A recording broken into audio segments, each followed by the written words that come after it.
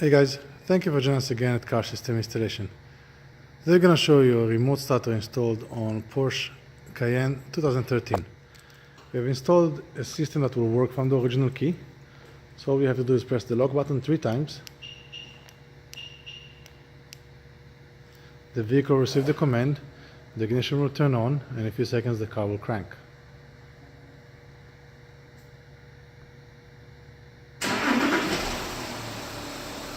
The vehicle will work for a preset time that we have set.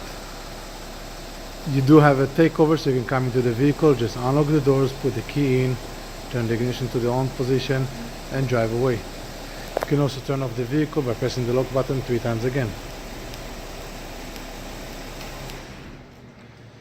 A remote starter for Porsche and other vehicles is available at Car System Installation. Subscribe to our channel, and we'll see you next time. Have a good day.